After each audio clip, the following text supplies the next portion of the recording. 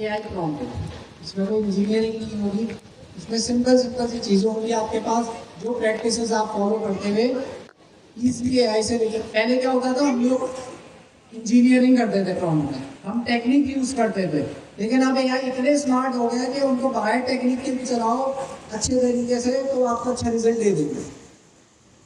तो ये दुनिया इस तरफ जा रही है, प्रॉम्प्ट इंजीनियरिंग आगे चल के ऑब्सोलीट हो जाएगी। आपको बेसिक टेक्निक्स पता होनी चाहिए, आप उसको यूटिलाइज करते हुए एआई से अपनी मर्जी का रिजल्ट निकलवा सकते हैं। तो इस तरह से हम लोग ये क्रैश कोर्स कर रहे होंगे। हो सकते हैं ये आपका नाम क्या है, वो जो अनस अयान जो है, हो सकता है आगे चल के भी हमारे साथ पढ़ा दूँ, उन्होंने पढ़ लिया ना, हो सकता है वो भी हमारे साथ पढ़ा रही हैं, तो उनको भी चांस देंगे। और आप लोगों को पता है भाई हमारे पास रतन और सर बिलाल मौजूद है थर्सडे क्लास पे। सर बिलाल अपने बारे में बताएं पहले तो। क्या हाल है दोस्तों, कैसे हैं? मैं बिलाल हूँ। कैसे हैं आप सब? कैसे आना हुआ? ईद मुबारक आप सबको। अच्छा, मैं ज़रा सा, वैसे तो आप जितना अर्सा आपको यहाँ हो गया है हम सबको हो गया है, तो एटलीस्ट तमाम ही फैकल्टी मेंबर्स को आप जानते हैं। तो मेरा नाम बिलाल फरीद है और मेरे जो प्रोग्रामिंग बैकग्राउंड के जिन्होंने फाउंडेशन बनाई उसमें सर आदिल अल्ताफ़, फिर उसके बाद सर उमैर और सर उसामा और उसके बाद सर हमीद। इन लोगों ने मिलकर हमारी फाउंडेशन बनाई और आगे टीचिंग का भी मौका है। इसके साथ साथ मैं एक यूट्यूब चैनल भी रन करता हूँ, फिलहाल बहुत नहीं होने की वजह से नहीं कर पाऊँ, और कुछ स्टार्टअप भी हैं उसके अंदर भी हम काम करें, कुछ एप्लीकेशंस के ऊपर। तो ये काम है।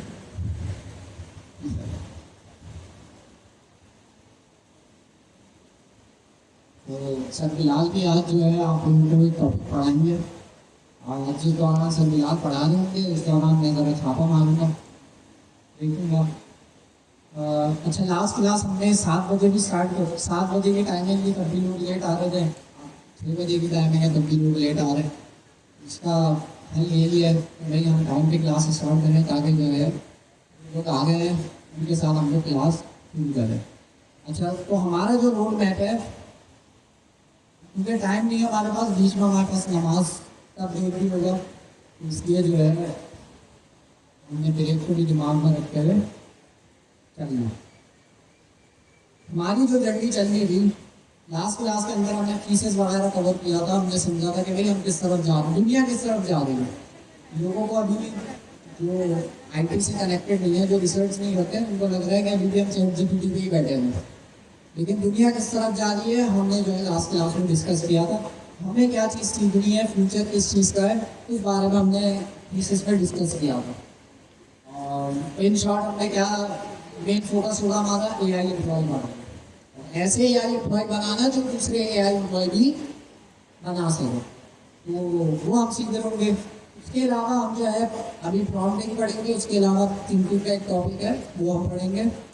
आगे हमारे पास जो है एजेंट, वही टॉपिक्स हैं जो आप लोग कर चुके हैं। ये क्रैश कोर्स सिर्फ आप लोगों के लिए नहीं बनाया है, ये कोई भी बंदा हो जिसको ये नई चीज़ें सीखनी हो तो उनके हिसाब से बनाया है। इसलिए जो है इसमें एक क्लाउड कोड मिस आएगा, वो हम आधे घंटे में कवर कर लेंगे। तो इसमें नई चीज़ें होंगी तो वो डिस्कस कर लेंगे। तो ये क्लाउड कोड आएगा, ओवर्क आएगा, उसके अलावा जो है आपके पास यहाँ पर ओवर्क आएगा। ओपन फ्लो एक नई चीज़ बहुत सारे लोगों ने नहीं देखी है, ये भी आप एक क्लास में कवर कर लेंगे। इस क्रैश कोर्स का मकसद ये है कि भाई हम लोग कोई भी चीज़ डिटेल में ना पढ़ेंगे, उसी में 1 महीना निकल गया। ये हमने लास्ट क्लास में डिस्कस भी किया था। हम मेन चीज़ें करेंगे, जब आपके पास प्रैक्टिकल का टाइम आएगा तब आपको नई नई चीज़ें नज़र आ रही होंगी और वैसे आप सीख भी लगेंगे। इस तरह से हमारी अप्रोच रहेगी। उसके बाद हम वर्कर बनाना सीखेंगे। यहाँ पे हमारे पास सबसे पहले है एजेंट बनाना, उसके बाद है वर्कर बनाना। एजेंट और वर्कर में क्या फ़र्क होगा? एजेंट वही जो आप लोग बनाना सीख चुके हैं, इसमें है वो टॉपिक, लेकिन वो हम एक क्लास में कर लेंगे। एजेंट्स एसडीके यूज होगा एजेंट बनाने के लिए। एआई एम्प्लॉय और एजेंट में क्या फर्क था?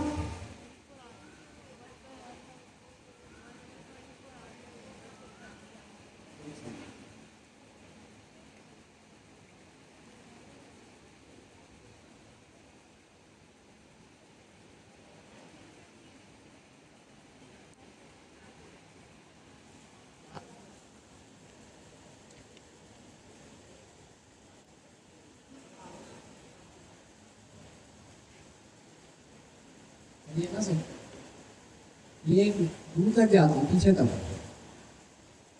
सही है। तो क्या सवाल था मेरा? हाँ, अच्छा इसमें दो बटन है, एक बटन से लाइट जलती है, दूसरे बटन से करंट लगता है। पता नहीं क्यों ये सिस्टम रखा है। जी सर, आप बताएं। हाँ नहीं बताएं, आप बताएं। हमने गिरबान में घाटा जी। एजेंट और वर्कर में या एजेंट और एआई एम्प्लॉय में क्या फर्क है? लास्ट क्लास में पढ़ाया था, ये नहीं बोलना पिछली क्लास में नहीं है, मैं देखा था नहीं बैठे हुए। एआई एम्प्लॉय 24/7 काम करता है और एजेंट 4 घंटे काम करता है। वो से बोल रहे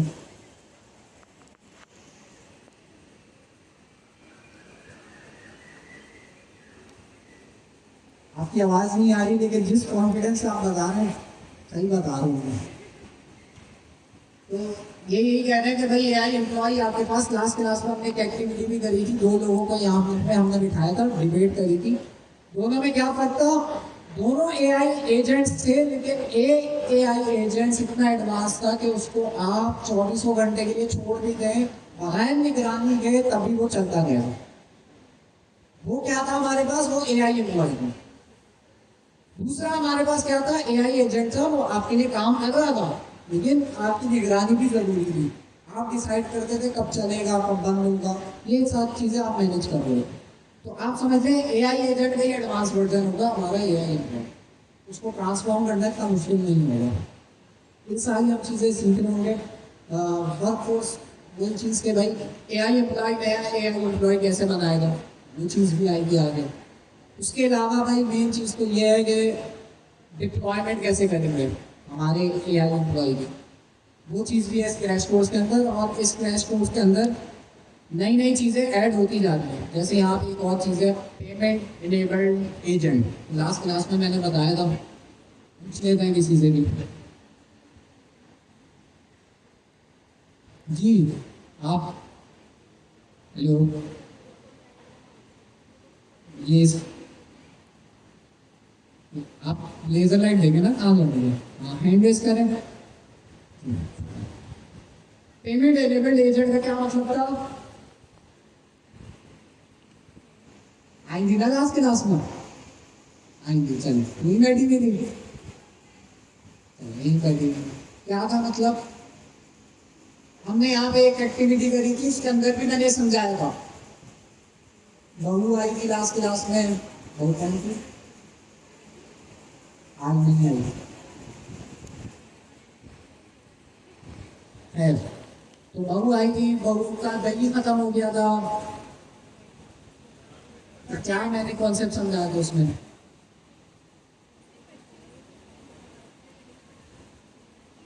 जोर से बोले।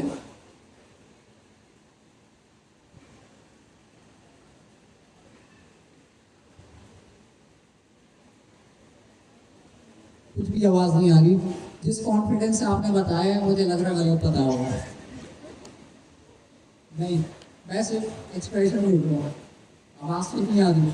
इनकी भी नहीं आ रही थी, लेकिन उन्होंने जो हाथ हिलाए थे ना, उससे पता चल गया था। ये बोला तो पता क्या बोला। एआई की सबसे अच्छी चीज़ पता है क्या है? जो भी हम करेंगे सेकेंड पार्ट में, इसके बाद का वो गलत भी होगा तो गलत कॉन्फिडेंस होगा।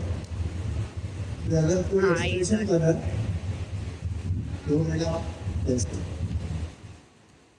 तो हम ये करेंगे कि बराबर वालों से भी पूछ लेंगे, सही जवाब दे रहे हैं। ये सही जवाब दिया है इन्होंने, तो उनको आवाज नहीं है तो मुझे कहाँ से आएगी?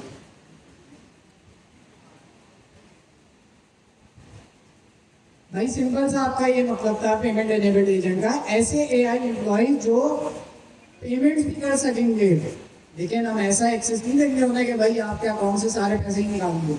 हम लिमिट सेट करेंगे कि भाई 1000 रुपए की लिमिट है, तो उस 1000 रुपए के अंदर एजेंट को अगर कोई चीज़ खरीदनी है, कोई अपना सर्वर खरीदना है, कोई इंटरनेट से एपीआई परचेज करनी है तो कर ले बगैर पूछे, लेकिन वो अपना बजट देखेगा ना जी।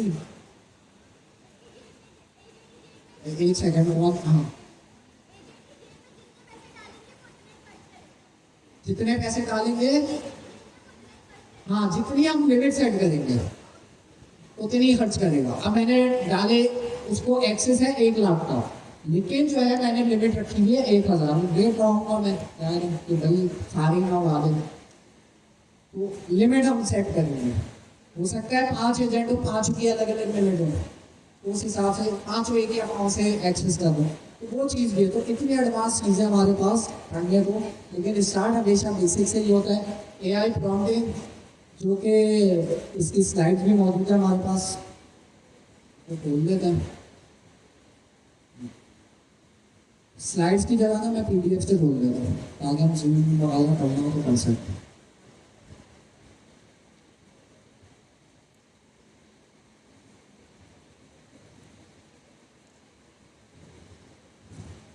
एआई प्रॉम्प्ट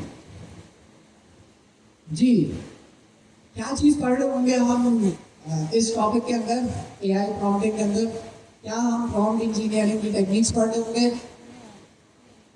नहीं। अच्छा, इसमें से ज़्यादातर चीज़ें आपको आती हैं, तो ज़्यादातर चीज़ों में सवालात ही करूँगा मैं। हाँ, कुछ चीज़ें ऐसी हैं जो आप रिलेट कर पाएंगे और आप वो गलतियाँ करते हैं, उसको भी हम डिस्कस करेंगे। ये मैं करता हूँ तो मैं इसलिए सपोज कर रहा हूँ, आप लोग भी करते ही होंगे, तो वो भी हम डिस्कस करेंगे कि उन गलतियों को कैसे हमने कवर करना है, क्या क्या चीज़ें हमने फॉलो करनी है। तो एआई प्रॉम्प्टिंग इन 2026, हम 2026 में किस तरह से एआई को प्रॉम्प्ट दे रहे होंगे, ये चैप्टर उस बारे में। सबसे पहली चीज़ आपके सामने लिखी हुई है, हेडिंग है the model has no memory of its own. इसका क्या मतलब है? अगले तो डेफिनेशन भी लिखी हुई है।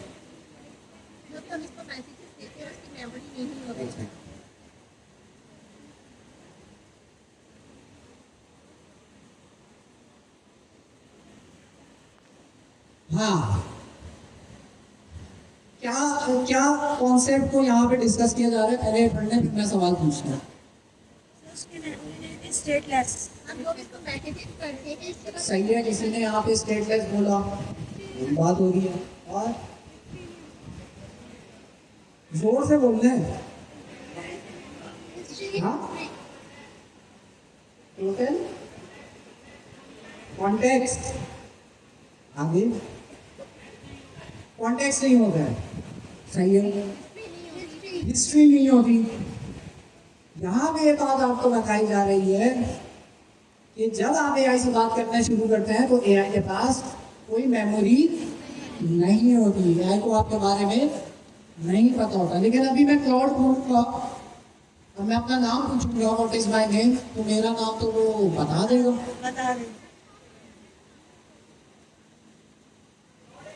चेक कर लेते हैं। बता दे।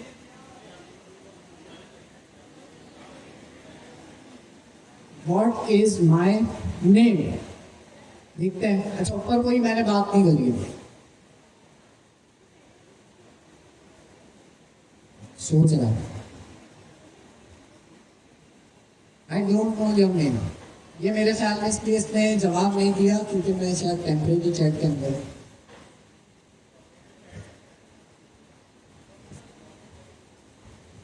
व्हाट इज माय नेम, इतनी दफा तो बताया कि इसको याद तो हो जाना चाहिए। हाँ, इसको तो मेरा नाम पता है, तो वहां ऐसे क्यों लिख रहा है कि भाई मॉडल हैज नो मेमोरी? यहाँ से सही जवाब आ गया है, इसने दिया है। हाँ, सही है। यहाँ किसकी बात हो रही है? मॉडल की बात हो रही है, एलएलएम की बात हो रही है। मैंने क्या बोला है, मैंने क्लॉड एआई एक एप्लीकेशन खोली है, उस एप्लीकेशन के अंदर आपके पास ये नॉर्मल मॉडल नहीं है, इसके साथ उसको एजेंट बनाया है बेसिकली। इसके पास टूल्स भी है, इसके पास और भी कैपेबिलिटीज है, इसको चीज़ें याद रखने के लिए भी टूल्स दिए हैं। तो ये मॉडल की बात नहीं, यहाँ पे मॉडल की बात हो रही है, मतलब डायरेक्ट एलएलएम की बात हो रही है। इसका मतलब यह है कि जब भी मैं एलएलएम से बात करना शुरू करता हूँ डायरेक्ट एपीआईज के थ्रू, तो क्या होगा, एलएलएम को कुछ भी पता नहीं होगा हमारे बारे में। तो हम उसको पता कराने के लिए साथ में क्या चीज देते हैं, कॉन्टेक्स्ट देते हैं। किसमें देते हैं भाई? हाँ, इस तरह से कॉन्टेक्स्ट प्रोवाइड करते हैं,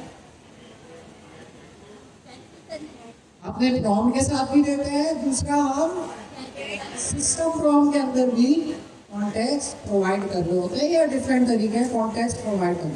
तो हमें ये समझ आ रही है कॉन्टेक्स्ट बड़ी इंपॉर्टेंट चीज़ है। अगर मैं सही कॉन्टेक्स्ट नहीं रखूंगा तो सही जवाब नहीं आएगा। अभी मेरे पास, मैं यहाँ पे खुला हुआ था, ये फातून 90, आपका क्या नाम है? नारी इनाही। नारी नारी इसके सवाल आप दोबारा बोलिए। नारी नारायण, ठीक है। तो इन्होंने मुझसे आगे बोला मेरा वॉइस एजेंट सिर्फ जवाब नहीं दे रहा। अच्छा, इन्होंने एक एप्लीकेशन बनाई और वॉइस एजेंट के लिए इन्होंने ओपन एआई का कोई मॉडल यूज किया, उससे जो है वॉइस फायर वो जनरेट करा दी। लेकिन उनका प्रॉब्लम ये आ रहा है कि वो सही जवाब नहीं दे रहा। किसका मसला हुआ? क्या एलएलएम इतना केपेबल नहीं है, या उसके पास कॉन्टेक्स्ट नहीं है? कॉन्टेक्स्ट नहीं है, तो कॉन्टेक्स्ट नहीं होगा तो वो आपके पास कभी भी सही जवाब नहीं देगा। तो आपने ज़्यादा फोकस किसमें करना है? Context provide. आप कॉन्टेक्स्ट कैसे प्रोवाइड कर सकते हैं वो डिस्कस करते हैं। मेन चीज़ हमें समझ आ गई, प्रॉम्प्टिंग के अंदर जब भी हम एआई से बात करेंगे उसमें मोस्ट इंपॉर्टेंट चीज़ है कॉन्टेक्स्ट। और कॉन्टेक्स्ट के अंदर ऐसा नहीं है भाई सारे हर चीज़ का ही कॉन्टेक्स्ट दे दिया। फॉर एग्जाम्पल, मैं एआई से बात कर रहा हूँ, एक टॉपिक पे मैं बात कर रहा हूँ एजेंटिक एआई, फिर बात मेरी खत्म हो गई, हमने डिस्कशन करी, हमारी बात खत्म हो गई, अब मैं उसी के आगे नया टॉपिक स्टार्ट कर रहा हूँ वेब डेवलपमेंट। तो क्या होगा, एआई मिक्सअप करेगा, चीज़ों को मिक्स करेगा।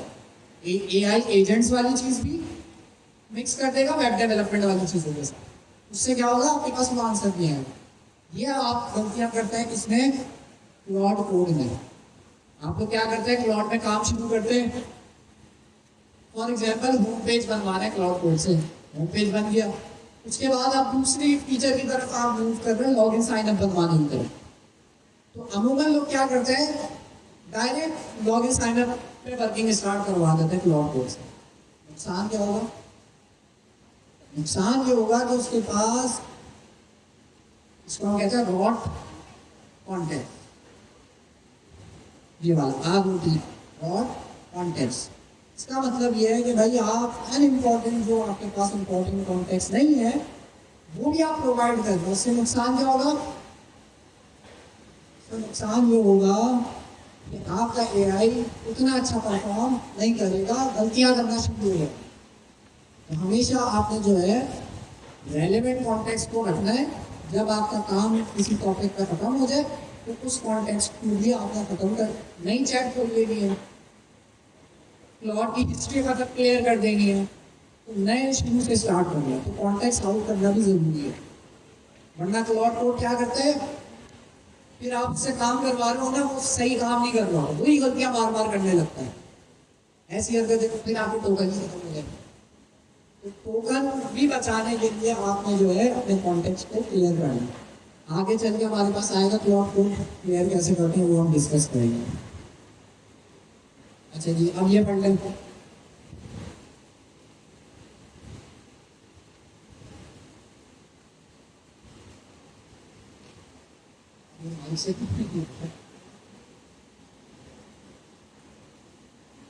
जी, पहले ये पढ़ लें। यहाँ पे लिखा हुआ है 1000x।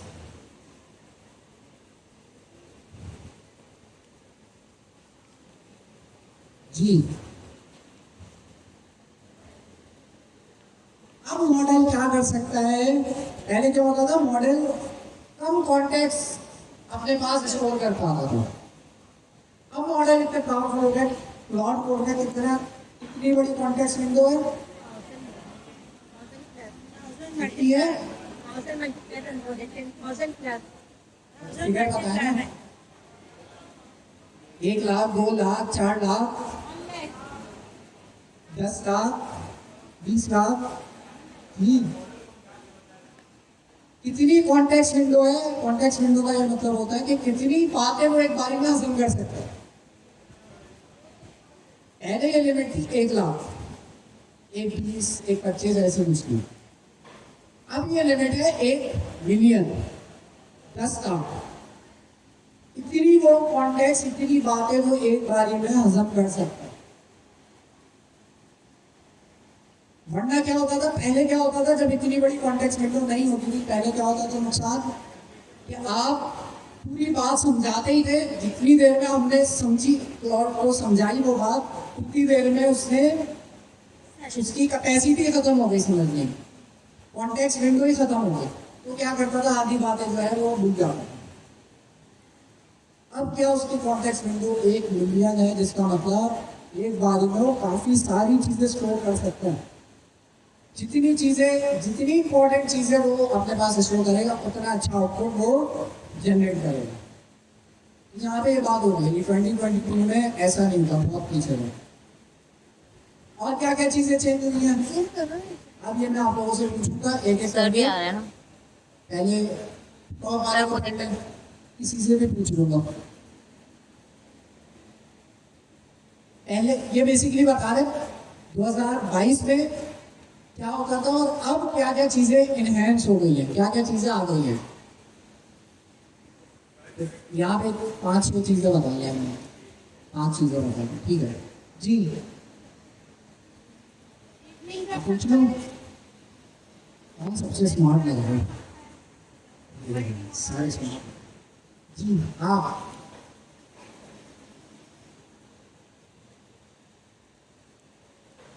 हाँ सर, एंग्रेज करें आप। हाँ, आपसे बात। ये जो पहला वाला लिखा हुआ है, नजर आ रहा है? क्या मतलब है इसका?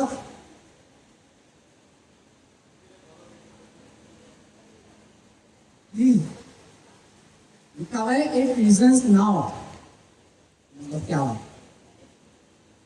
पहले ऐसी क्या चीज थी जो नहीं करता था, अब करता है?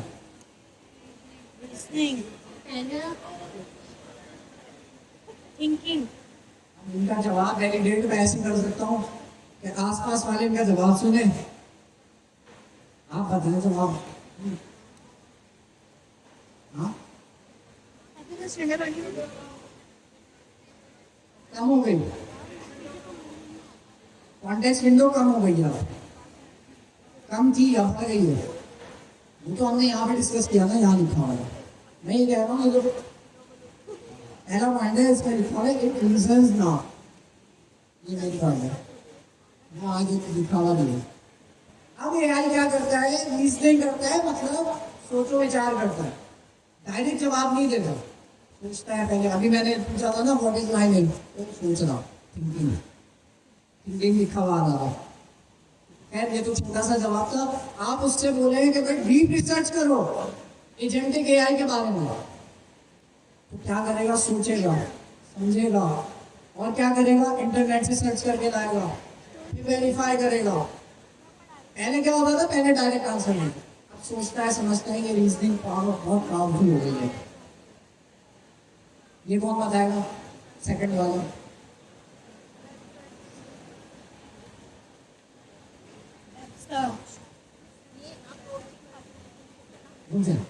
हैंड रेस तो करें जो बता सकते हैं। जिन्होंने हैंड रेस नहीं किया वो क्या हुआ? ऐसे इतना मुश्किल थोड़ी है, ठीक है। वो नहीं, हैंड रेज नहीं हुआ तो उनके जाएगी ना नहीं होगा। जिन्होंने हैंड रेज किया उनसे थोड़ा मुश्किल वाला पूछूंगा। अच्छा जी, ये हैंड रेज करें।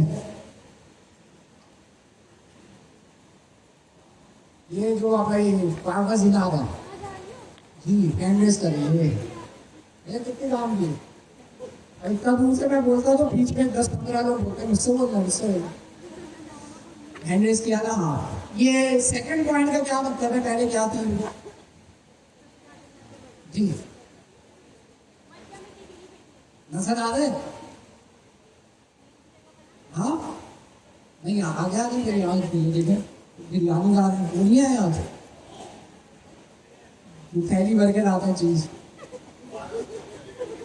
चले गए, चीज कौन लाएगा? चले फिर जी, मैं पढ़ देता हूँ आपके लिए। यहाँ पे लिखा हुआ है इट सर्चेस द वेब। मतलब पहले क्या चीज थी, अब इससे आसान तो बताएं, किसको बोले? कागज सिखा रहे, आपसे ही बोल रहा हूँ जो कागज सिखा रहे थे भी।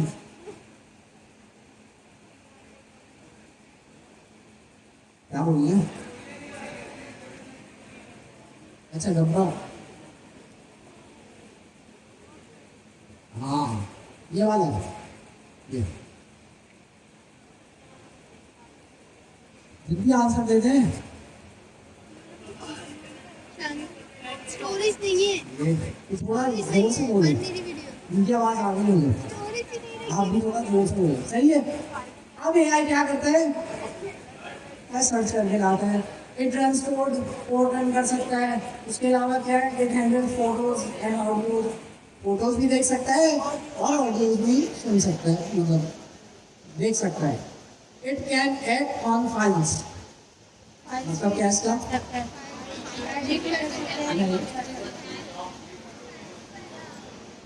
उसने भी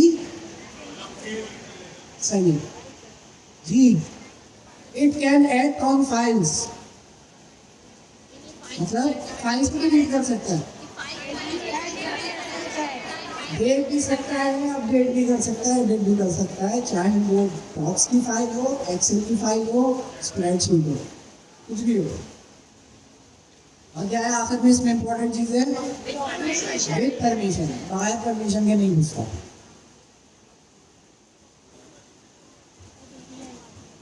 अच्छा जी, हाउ एआई नोज थिंग्स, कौन सी thing, once you understand what's actually happening. अब हमारे पास जो चीजें हैं वो है बिगिनर वर्सेस पावर यूजर। यहाँ पे ये बता रहे हैं कि भाई अगली जो 3 कैटेगरीज हैं उस पर हम डिस्कशन करेंगे जी। अभी जब हम पहले कुछ अर्सा पहले हमने प्रॉम्प्ट इंजीनियरिंग पढ़ी थी, उसमें तो हमने पता नहीं कौन कौन सी टेक्निक्स पढ़ी थी, 1 शॉट, 2 शॉट और क्या थी 0 शॉट और चेन ऑफ थॉट, पता नहीं क्या क्या था। अब कुछ भी नहीं है, अब सिंपल बिगिनर और पावर यूजर में क्या डिफरेंस है यहाँ पर बताया गया। क्या डिफरेंस समझ आ रहा है? अच्छा वो टेक्निक अभी भी यूज होती है, लेकिन अब आपके पास एआई से अगर वो टेक्निक यूज करे बगैर भी आप रिजल्ट निकलवा सकते हैं। आगे चल के वो टेक्निक और ऑब्सोलीट हो जाएंगे क्योंकि एआई स्मार्ट होता जा रहा है जी। पावर यूजर और बिगिनर में क्या फर्क है?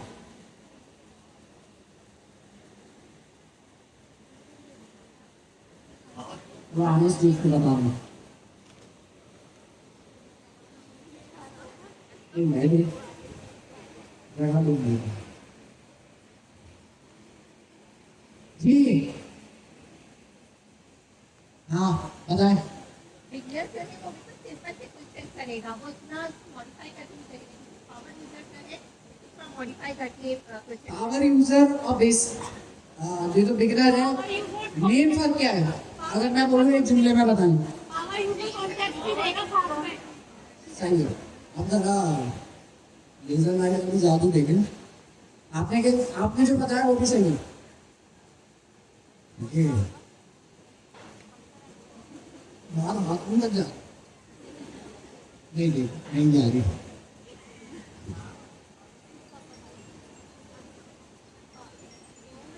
जी आप उनको बताया नहीं जिनके पास लेजर लाइट जा रही है। हैंड रेस करें, हैंड रेस। हाँ आप नजर आ रही है स्क्रीन में? पहले वाला दिखा देता हूँ।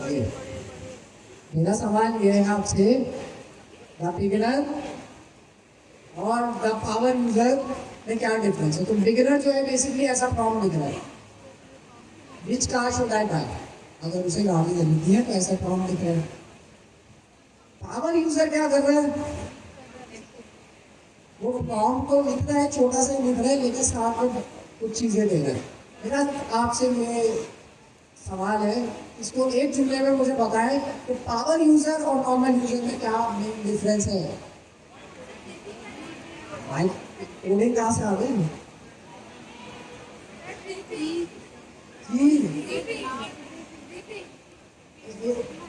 एक सेकंड से आपसे पूछते हैं, पीछे तो मैंने लेजर लाइट मारी है।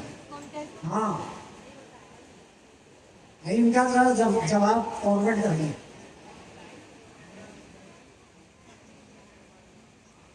मेन क्या डिफरेंस है?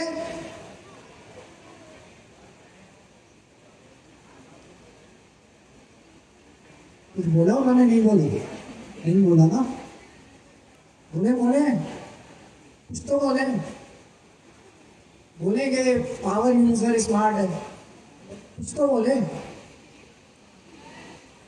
एक सेकंड, वो आराम से बैठी हुई थी ना, मैं लेजर लाइट मारी हो तो परेशान हो गए। आप एक्टिव बैठे जी। ये बिगिनर यूजर है, ये पावर यूजर है।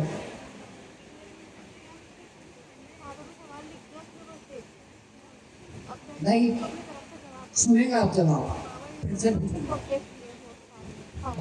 दूसरा सवाल पूछूंगा। जी आप बताएं पहले, फिर आप बताएं। आप बोले क्या बोल रहे हैं?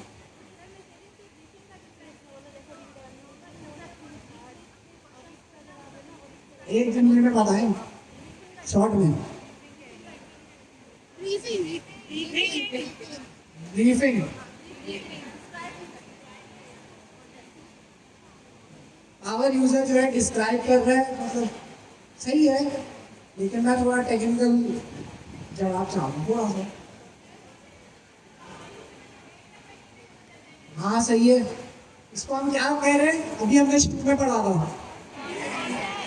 कॉन्टेक्स्ट। पावर यूजर क्या कर रहा है? कॉन्टेक्स्ट प्रोवाइड कर। कॉन्टेक्स्ट के अंदर वो क्या क्या चीजें प्रोवाइड कर रहे हैं?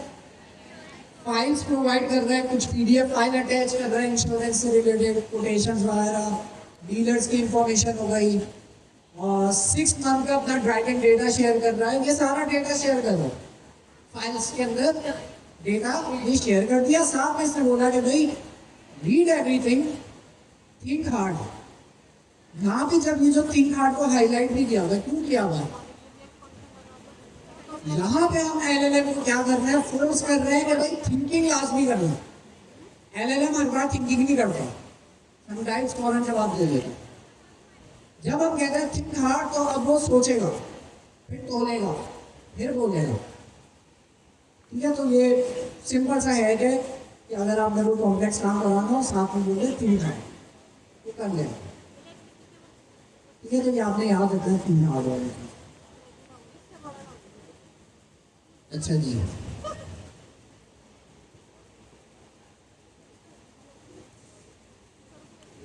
दूसरा कॉन्सेप्ट है एलएलएम को क्या क्या चीजें पहले से पता होती हैं और किन चीजों पे हमने भरोसा करना है और किन चीजों पे नहीं वर्क करना होता है।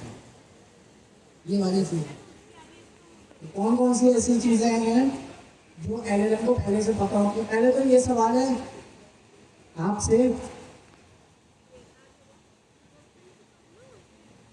ये नहीं खड़े हो, इनसे सवाल पूछो।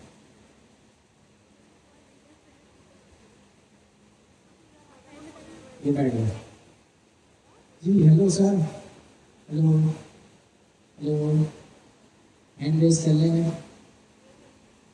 हाँ आपसे ही बोल रहा हूँ, हैंड रेस कर लें? हाँ जी। तो मैं ये पूछ रहा था कि एलएलएम को बहुत सारी चीजें पहले से पता है, कहाँ से पता है? कहाँ से? पहले से पता है, मेरी बात करने से पहले से उसको बहुत सारी चीजें पता है। कैसे पता?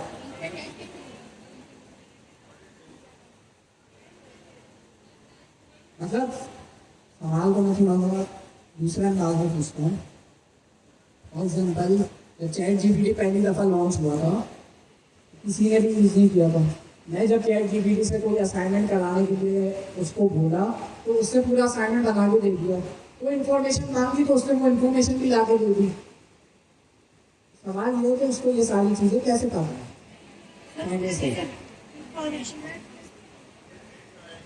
कॉन्टेक्स्ट नहीं, कहाँ से सीखा है एलएलएम ने? पूरे इंटरनेट को निचोड़ के इंटरनेट से सीखा। सिंपल सा जवाब है, कॉन्टेक्स्ट को हम प्रोवाइड करते हैं। तो इंटरनेट से इसने सीखा, ठीक है, लिखा हुआ भी है, इंटरनेट से इसने सीखा। अच्छा, कौन सी ऐसी चीजें हैं जिस पे हम आगे बढ़ करके भरोसा कर सकते हैं उसकी बताई हुई चीजों पे? मेडिकल एडवाइस मुझे उस पर भरोसा कर लें। उससे बोला हार्ट अटैक है आपको, आप कह रहे सोना दर्द है, हमारा हार्ट अटैक। मेडिकल एडवाइस तो रिस्की हो जाएगा। कॉमन आप ले सकते हैं, कोई बड़ी बीमारी हो रहा है तो कुछ नहीं है, आप पैराडॉल खा के सो जाओ।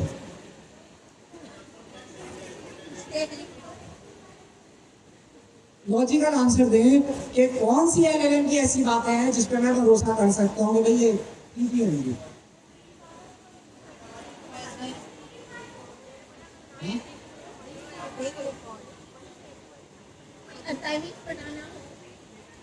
असाइनमेंट बनाना होगा, मतलब मैं अगर उससे हैकाथॉन बनवा रहा हूँ तो 100% गारंटी है हैकाथॉन से ही बनेगा, मैं उस पर भरोसा कर सकता हूँ। कितने दिन से आवाज दी गई है, नहीं भाई नहीं भाई।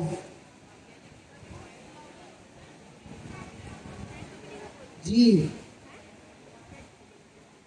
आज वो नजर नहीं आ रहे कि दोस्त यहाँ पर बैठे होते हैं, आए तो फिर ये अच्छा बताएं कौन सी बातों पर भरोसा कर सकते हैं? जनरल नॉलेज जो इंटरनेट पे बहुत ज़्यादा अवेलेबल है। फॉर एग्जाम्पल कुकिंग, बिरयानी की कुकिंग डिश मुझे अगर सर्च करनी है तो मैं उस पर भरोसा कर सकता हूँ क्योंकि इंटरनेट इससे भरा हुआ है। तो हमें ये चीज़ समझ आ रही है, वो चीज़ें जो इंटरनेट में बहुत ज़्यादा तादाद में अवेलेबल है, वो अगर एआई उससे रिलेटेड कोई जवाब देगा तो उसका हम भरोसा कर सकते हैं, उसने इंटरनेट से ही आ गया था। कौन सी ऐसी चीजें हैं जिसको हमने वेरीफाई करना जरूरी है? जी आप गहरी सोच में लग रहे हैं। कहाँ से आ रहे हैं? ऑफिस से आ रहे हैं, घर से आ रहे हैं? ऑफिस से आ रहे हैं, लगे हुए लग रहे हैं। बस 2-3 घंटे की बात है, फिर आराम से घर जाके खाना वाना खा के। कौन सी ऐसी चीजें हैं इसको एलएलएम जब जवाब दे तो उसको वेरीफाई करना है? ऐसे ही आंसर देगा जैसे मैंने पहले वाले का आंसर दिया, और एग्जाम्पल भी बता दूंगा। अच्छा ऐसी चीजें जाहिर सी बात है जो इंटरनेट में कम अवेलेबल हो। किसी लैंग्वेज की बात हो गई जो इतनी पॉपुलर ना हो, उस लैंग्वेज में अगर आप पूछेंगे, उस लैंग्वेज के बारे में पूछेंगे तो जब आप एक्यूरेट नहीं दे पाएगा, उसको आप वेरीफाई करेंगे।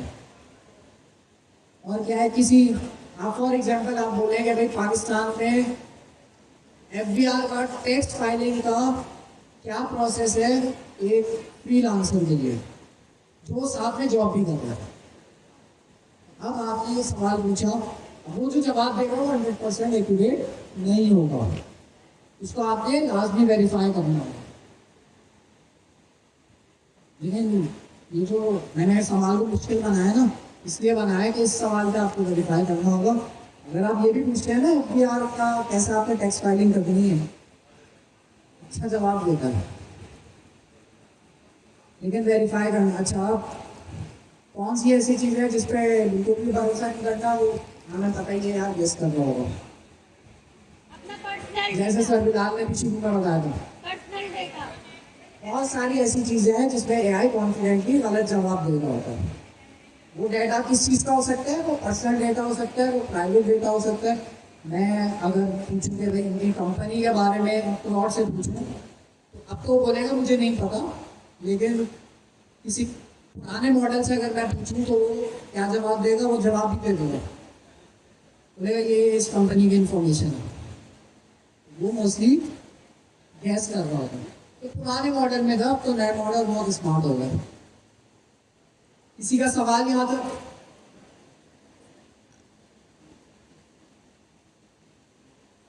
अच्छा, ये जो है हाँ,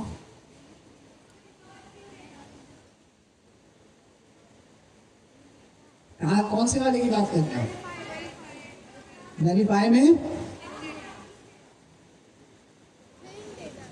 लास्ट टाइम थिन डेटा कम नहीं, थिन डेटा मतलब कम डेटा जो हो इंटरनेट में, इस सेंस में गया। ये सारी डिटेल जो है ना, डिटेल में आपके चैप्टर में मौजूद है, तो स्लाइड्स तो उसकी समझिए।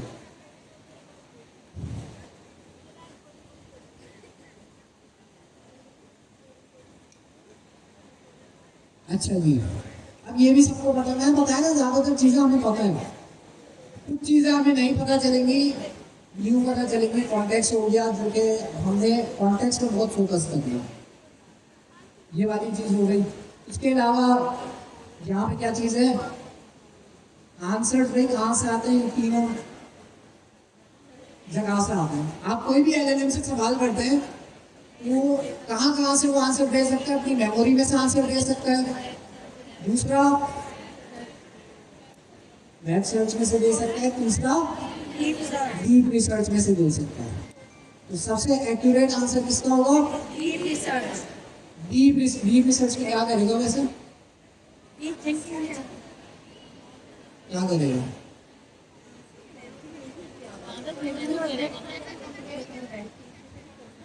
बहुत ज्यादा रिसर्च करेगा। डीप में रिसर्च करेगा, लेकिन क्या करेगा? बोले बोले बोले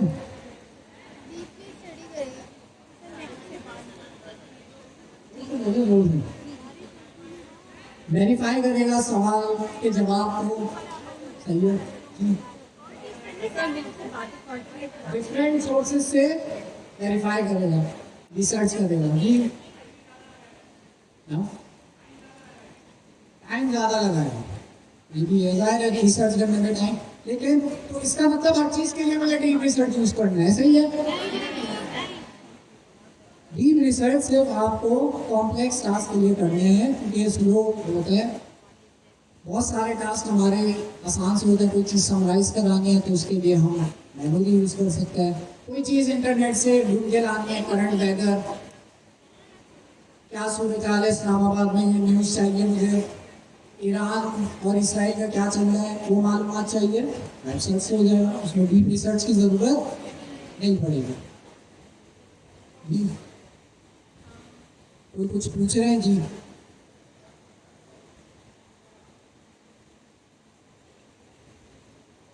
कुछ सवाल पूछिए, ये समझ आ गया मुझे, बस इनका सवाल जरा फॉरवर्ड करिए।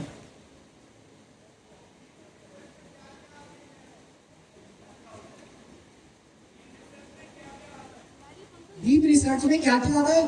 डीप रिसर्च में होता है कि भाई फॉर एग्जांपल मैंने कोई सवाल पूछा कि यहाँ पे एक एग्जांपल भी है, compare these three with sources. For example मुझे कंपनी का डेटा है, फाइनेंशियल डेटा है कि कंपनी ने 2021 में कितनी ग्रोथ करी, 22 में कितनी ग्रोथ करी, 23 में क्या फाइनेंशियल स्टेटस था, 24 में। ये मैंने क्या किया है, डेटा दिया है इसको प्लॉट हो गए, भाई इस डेटा को एनालाइज करके बताओ, इस पे रिसर्च करो और बताओ इसको कैसे मैं इम्प्रूव कर सकता हूँ, और डिफरेंट सोर्सेज से जो है चीज़ें रिसर्च करना। तो बेसिकली इसमें रिसर्च हो रही होती है, वो इंटरनेट भी यूज़ कर रहा होता है, वेब भी यूज़ कर रहा होता है रिसर्च के लिए, और अपनी थिंकिंग भी कर रहा होता है, अपने सवाल के जवाब को वेरीफाई भी कर रहा होता है।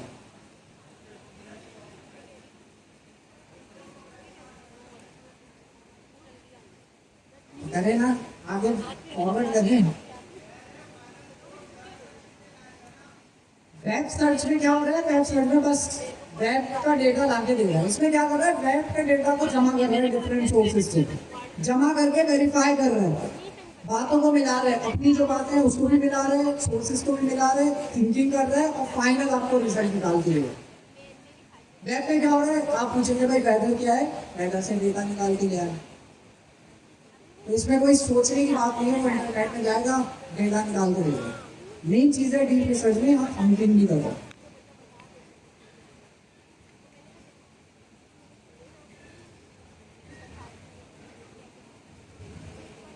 अगेन वही चीज़ है, context is the whole game.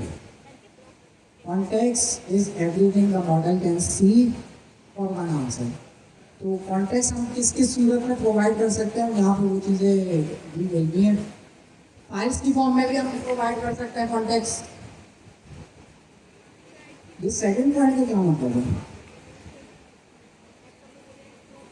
File की सूरत में इस तरह से कर सकते हैं कि भाई मैं फॉर एग्जाम्पल सीवी हो गई, वो मुझे एनालाइज करानी है, तो मैं अपनी सीवी पीडीएफ फॉर्मेट को दे दी, ये कॉन्टेक्स्ट हो गया मेरे बारे में।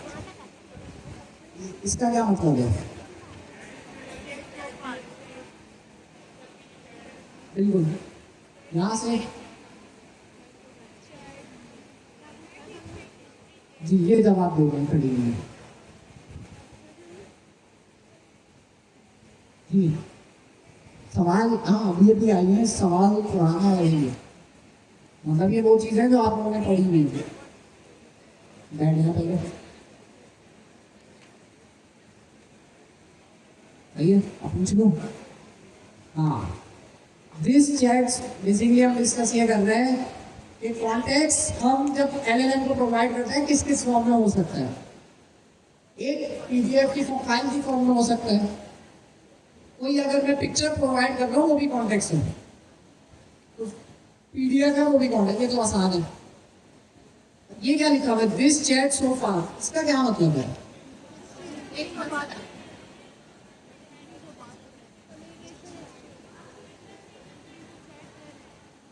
हाँ? आगे फॉरवर्ड कर देंगे का जवाब।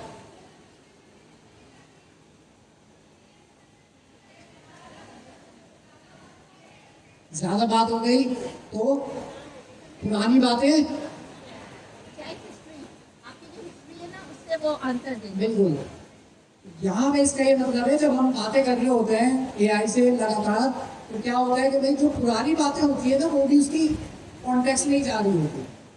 फॉर एग्जाम्पल जब आप प्लॉट कोड से कोई एप्लीकेशन बनवा रहे हो तो आप लोगों की क्या अप्रोच होती है, स्पेक लेवल को हटा कर मैं बात कर रहा हूँ, मैं बिल्कुल एक फ्रेश आया हूँ, मुझे एक सॉफ्टवेयर बनाना है एचआर के लिए, आप लोगों को बनाना है, क्या अप्रोच होगी, प्लॉट कोड खोलेंगे, नेक्स्ट बोलेंगे भाई एचआर का सॉफ्टवेयर बना दो खल्लास, बस। और किसी एक क्या अप्रोच, कोई अप्रोच बोले बोले समरी प्रोवाइड करेंगे। तो बेसिकली आप कह रहे हैं कि पूरी जो हमारा सॉफ्टवेयर है उसकी पूरी डिटेल में जमा करके उसको दे देती है, ऐसा है। अब वो डेवलपमेंट स्टार्ट कर देंगे, ये अप्रोच मैं फॉलो करूंगा तो सही है। वैसे ये अप्रोच क्या अप्रोच है, अप्रोच हमेशा ये रखें कि क्लॉड कोड के अंदर पहले उससे डिस्कशन करें। मैंने वो सारी डिटेल्स शेयर करी, अब मैं उससे डिस्कस करूँगा इसमें क्या इम्प्रूवमेंट हो सकती है, क्या चीज़ है जो मैं भूल रहा हूँ, क्या क्या परफॉर्मेंस की चीज़ें हैं जो कि मुझे अपने दिमाग में रखनी चाहिए, क्या मेरा टेक स्टैक ठीक है। इस तरह की चीज़ें हम डिस्कशन कर रहे होते हैं। जितनी भी पुरानी बातें होती है वो सारी उसके कॉन्टेक्स्ट में ला रहे हैं। और अब तो 1 मिलियन का कॉन्टेक्स्ट है, मसला ही नहीं है। जाहिर सी बात है कॉन्टेक्स्ट में हमारा जो हम सवाल कर रहे हैं वो भी जाएगा। इस टूल्स का क्या मतलब है? करते हैं, करते हैं कैमरा, कैमरा की फोटो बैक। कॉन्टेक्स्ट के अंदर इसके टूल्स भी जा रहे हैं, जैसे वेब सर्च का टूल हो गया, कोड का टूल हो गया, फाइल का टूल हो गया। ये क्यों कॉन्टेक्स्ट में जा रहे हैं? बीच में कॉन्टेक्स्ट में जा रहे हैं ताकि एलएलएम ये डिसाइड कर सके कि इसको किसी टूल कॉल करने की जरूरत तो नहीं है, उसको कहीं वेब से सर्च करने की तो जरूरत नहीं है, इसलिए टूल्स भी कॉन्टेक्स्ट में जा रहे हैं। ठीक है।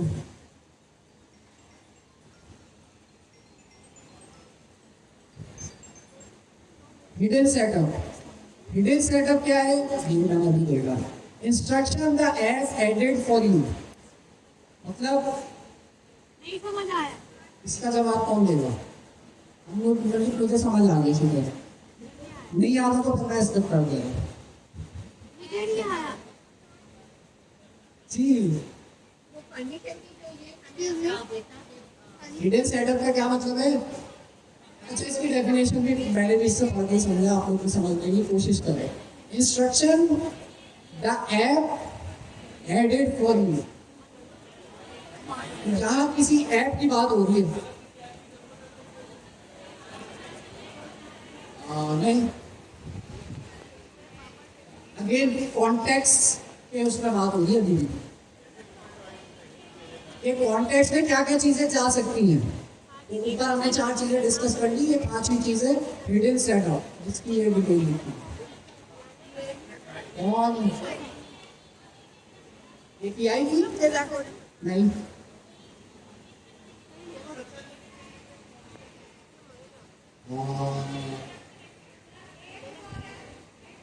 ऐप यूआर नहीं। आपका जवाब समझ नहीं आ रहा है, आप ये फॉरवर्ड कराएं। असल में यहाँ फैन चल रहा है ना, इसकी आवाज जो है ना बीच में फैन के साथ नहीं, एप्स बनाने की बात नहीं हो रही है हमको।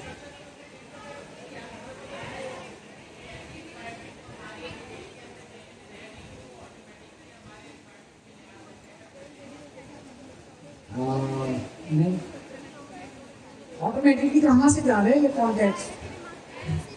यहाँ पे कह रहे हैं इंस्ट्रक्शंस, ऐसी डिटेल जो ऐप आपके लिए ऐड कर देता है कॉन्टेक्स्ट में। इसकी मिसाल बता दें मुझे, सिंपल सी चीज है।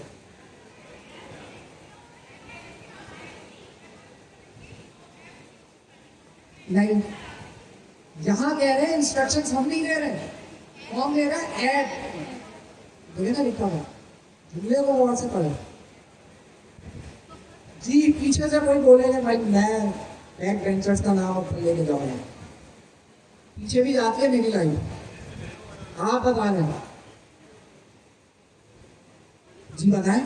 यूसेज आपने एंगेज किया, सिर्फ वो किसी ने नहीं किया। हाँ, मैं 1 सेकंड में वो पीछे वाले बता रहा हूँ।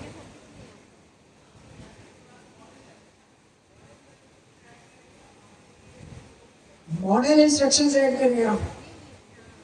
यहाँ कौन सी ऐप की बात हो रही है? वहां ऐप, कौन सी ऐप की बात हो रही है? डिफरेंट ऐप हो सकती है, लेकिन ऐसी ऐप आता है तो आप लोगों ने यूज करी है। क्लॉड कोड, यहाँ बात हो रही है ऐप की जगह पे, आप समझिए क्लॉड कोड है।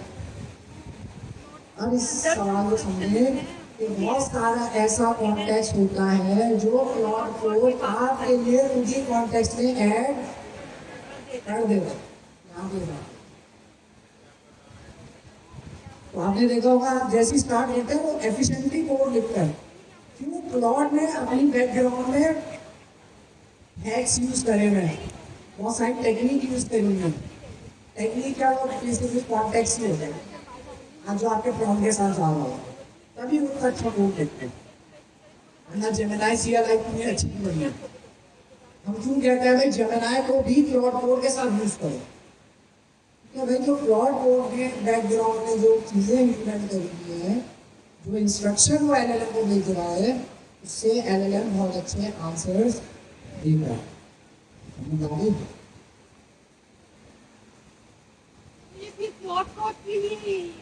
ये क्लॉड कोड भी हो सकता है यहाँ पे आपकी कोई डेस्कटॉप, अगर आप कोडेक्स इंस्टॉल किया हुआ है, अगर आपने होमवर्क इंस्टॉल किया हुआ है, ये इसकी भी बात है। जो मैं समझा हूँ शायद वही है। ये SDK यूज किया था, SDK सीखा था ना। SDK में LLM की मॉडल सेटिंग के अंदर इंस्ट्रक्शन देते थे, तो ये हो सकता है। क्या वो कॉन्टेक्स्ट है? क्या वो कॉन्टेक्स्ट है? तो वो कॉन्टेक्स्ट क्या है? एज इंस्ट्रक्शन है। तो अब इस जुमले को पढ़ें, तो क्या ये उसकी डेफिनेशन में आ सकता है?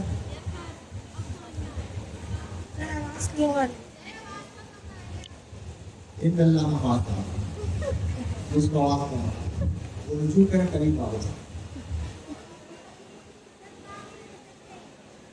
ठीक है, तो सिंपल आपके पास है इंस्ट्रक्शंस जो कि क्लॉड कोड जैसी है, आपके साथ पेज अवेलेबल है। ठीक है, हाँ तो भाई अब आपको ये वो वाली चीज़ें थिंक हार्ड वाली जो मैंने आपको पहले भी बताई थी, तो भाई अब आपको लंबा चौड़ा प्रॉम्प्ट देने की ज़रूरत नहीं है। AI को अगर आप बोलेंगे थिंक हार्ड, तो वो आपके पास सोच समझ के जवाब देगा। पहले क्या होता था, AI सोच समझ के भी 7 मिनट में जवाब दे देता था मैक्सिमम। पहले की बात कर रहा हूँ, 2024 के मिनट की बात होगी। अब AI से आप इतनी ज़्यादा रिसर्च भी करा सकते हैं कि वो 1 घंटे तक रिसर्च करता रहे, पीसेस को जोड़ता रहे और फिर आपको जवाब दे। इतनी ज़्यादा हो गई और ये बढ़ रही है। ये तो 2025 का डेटा है। मतलब AI से आप ऐसे भी काम करा सकते हैं कि आपने उसको काम बोला और आप चले गए, 1 घंटे बाद आए, वो 1 घंटे तक काम ही कर। ये तो आप क्लॉड को यहाँ तक पहुँच गए।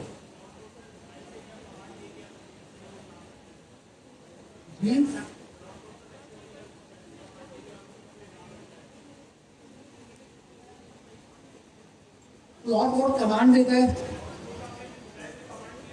कमांड भी हाँ होगा।